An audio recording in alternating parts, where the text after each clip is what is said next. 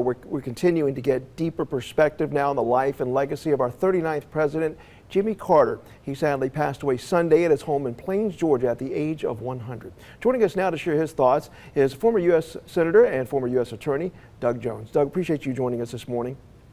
My pleasure, Mike. Thanks. What stands out in your mind when you think of President Carter?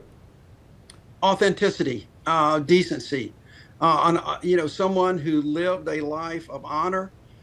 He was a rare individual, candidly. He began his political career with that authenticity.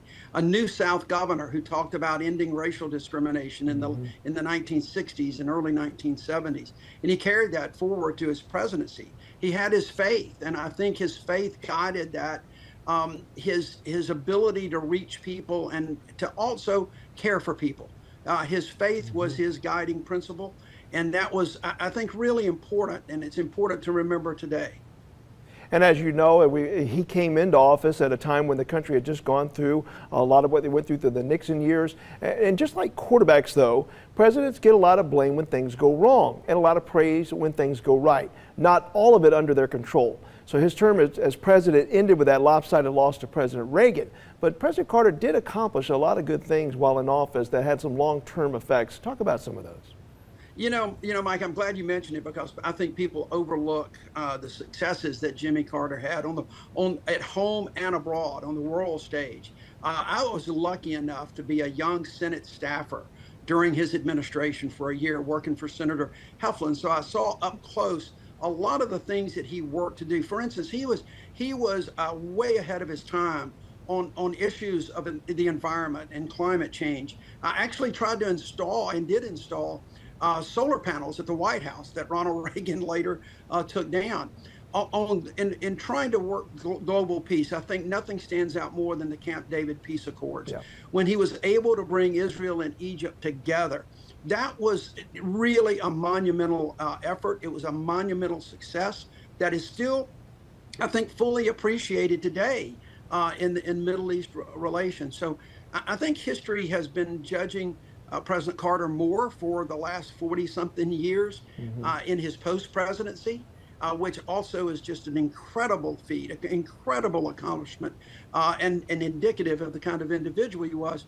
But I think after his death, I think people will look more kindly on his presidency as well, and to see those successes. Yeah, and some of the ways his policies on deregulation really opened the doors to for us as consumers to be able to enjoy the things we do today. Most presidents, and you touched on this, they write books, they do speaking tours, they make a lot of money from doing that. President Carter, though, really chose a different path. What does that say about him as a man? It says it speaks volumes. Volumes of his books. I mean, people write books a lot to make money. Jimmy Carter wrote books because he had something to say and had something to give. And his books are incredibly thoughtful. There are a couple of memoirs in there, but every one of his books are messages to the American people, to the world, about his faith and a respect for other people's faith, but also how we should treat each other, that we're all kind of in this world together, and there are things that we can do to lift all people. And when you do lift all people, everybody benefits from some of that. He was a true Renaissance man. I mean, he wrote like 30 books, I believe. It's just incredible, his post-presidency that has endured and has set the tone, I believe, for the modern post-presidency that we see. We saw it happening with George H.W. Bush and Bill Clinton and George Bush. It is President Obama. And I think that legacy will continue to live. As we wrap up here, I got a brief chance to meet him at a Braves game. And in 1995, he threw out the first pitch before a World Series game, and it was right on the money, by the way. And I know you can appreciate that, being a baseball player yourself. But he was a man for like that. Well, he was very approachable. He certainly did not appear to be somebody who would be condescending. And was that the impression you got when you met him personally? There's no question about it. Even as a young Senate staffer going over to the White House for events, he had a Georgia barbecue one time in which it was a lot of great bluegrass music. And he and his wife, Rosalind, came out and sat on blankets in front of the stage and would meet people. Of course, it was a different time during that time with regard to security and things like this.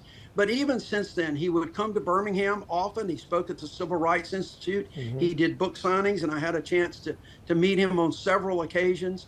And to watch Jimmy Carter, because every year you would see Jimmy Carter at a Habitat for Humanity house working with nails and hammers, and Rosalind was there, right there by his side, up until they just really physically couldn't do it. Yeah. So it is someone, I think, Mike, the last thing I'd like to say is I wish all our current leaders and future leaders would read and study a little bit more about Jimmy Carter.